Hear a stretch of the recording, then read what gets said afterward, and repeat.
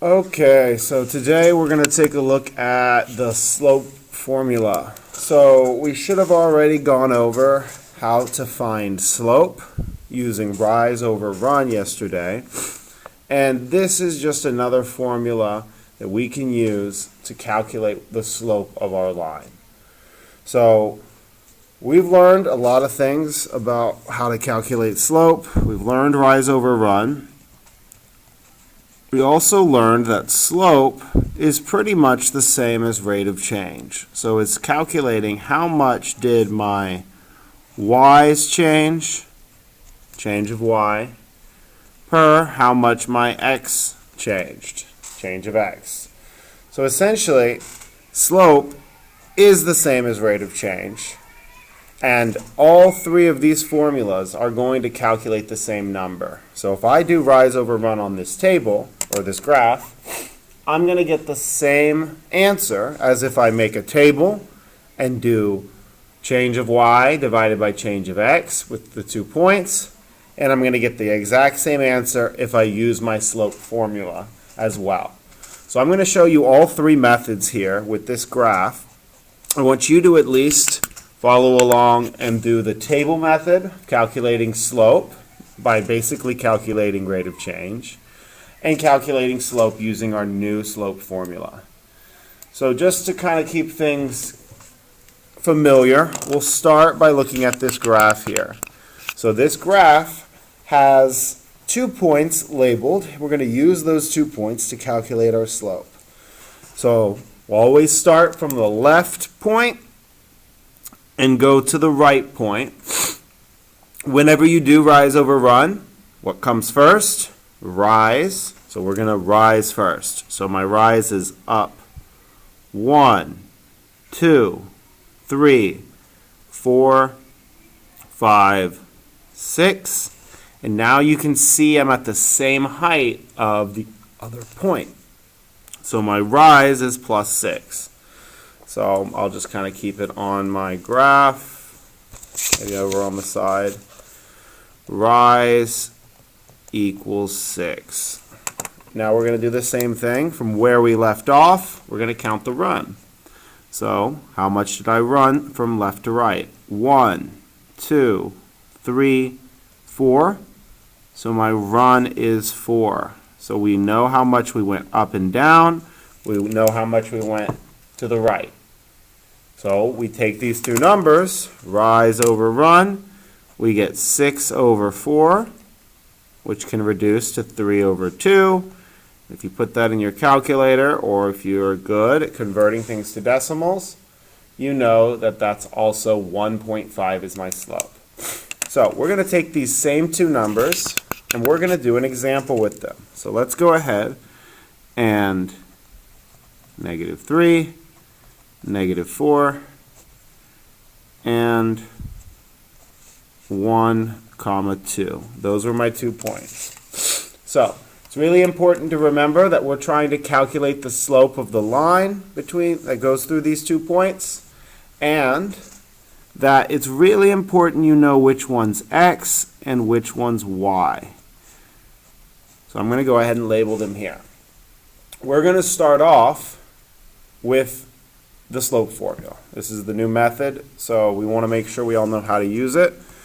So you'll notice in this slope formula, I mentioned it's going to calculate basically our rate of change or calculate our slope the same way rise over run did. So we should get the same answer we got last time.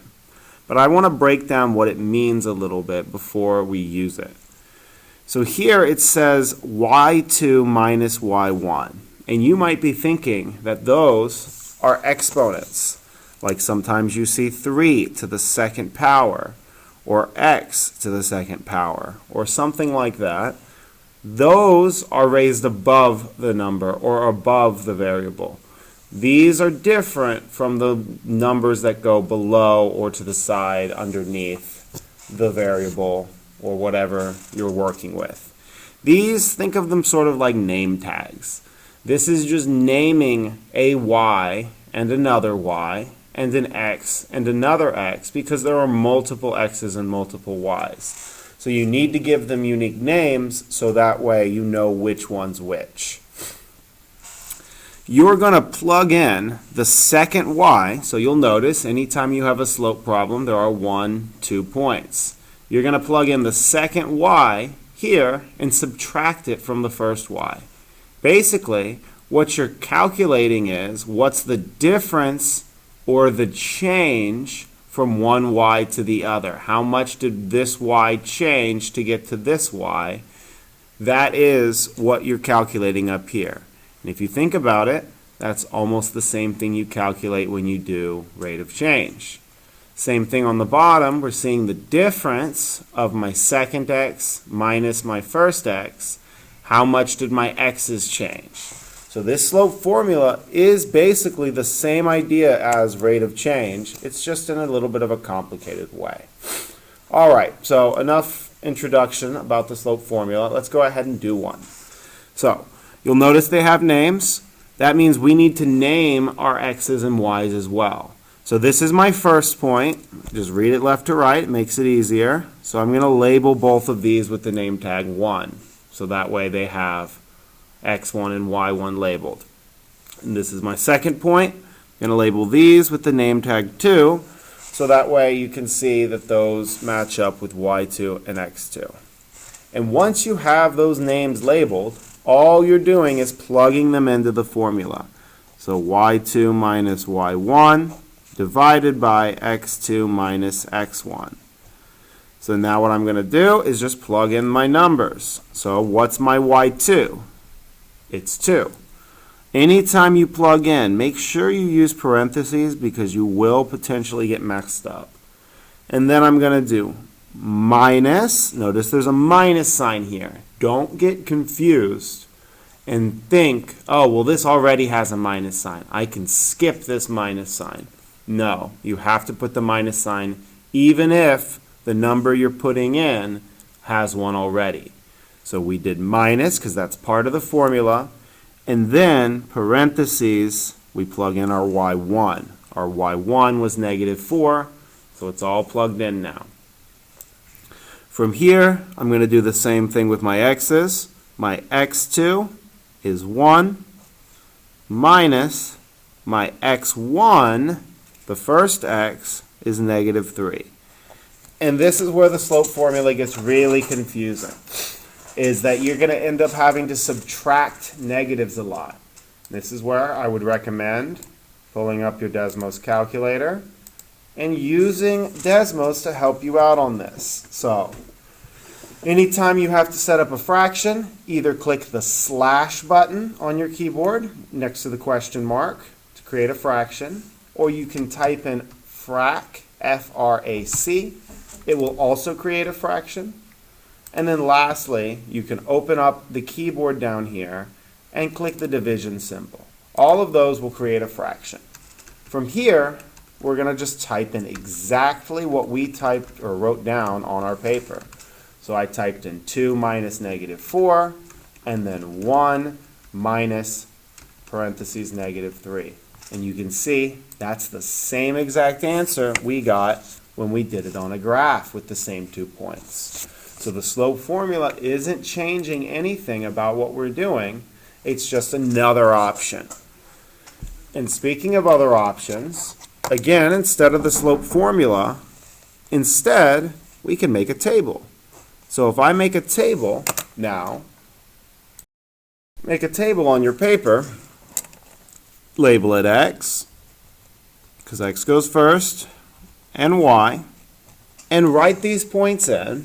So I'm going to go ahead and put in -3, -4, the next point, 1 and 2. And from here, we can do the change delta y over delta x. And this is going to be the same exact thing. We're going to get the same answer here also. It's just another method. So how much did my y change from -4 to 2? Went up 6. How much did my x change from -3 to 1? It went up 4. So my change of y divided by my change of x is again 6 over 4, which reduces to 3/2, which is equal to 1.5. So all of these gave us the same answer, 1.5. Okay, let's do one more example. I'd encourage you to pause here and try to do it yourself. But here are the 2 points, 7, -6, and -5, 2. So either label these points and do the slope formula method, or set them up as a table, x, y, and do the rate of change. Both are going to give you the same answer, and this is how you need to find slope if they just give you 2 points. It's fine to do rise over run if you're given a graph, but if you're not, you have to use a formula of some kind to calculate your slope. I'm going to do both here, x1, y1, x2, y2, and we're going to plug it in. So I see my formula up here, y2 goes on top, minus y1. And you'll notice I didn't add parentheses on that first one. You don't need them every time, but it never hurts to add them. You will need them if you are subtracting a negative, but just to be safe, it might be smart to always put them. -7, and from there we just copy what we wrote into Desmos, and it will give you the answer.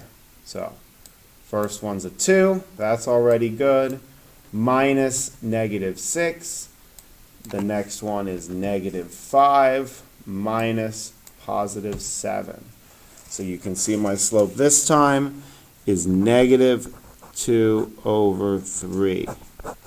And again, if I did rate of change, table, x, y, 7 and -6, -5 and 2. My change of y is 8. My change of x is -12. And some of these get a little tricky, but once you set them up, you will get the same answer. Change of y is 8. Change of x is -12. Sorry, that wasn't visible to you. Either way, so I set up my table. Change of y was 8. Change of x was -12.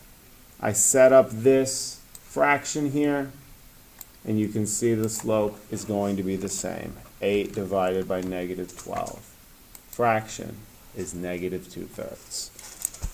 So, whatever method you choose, pick one and go with it, and that'll be the best way to calculate your slope.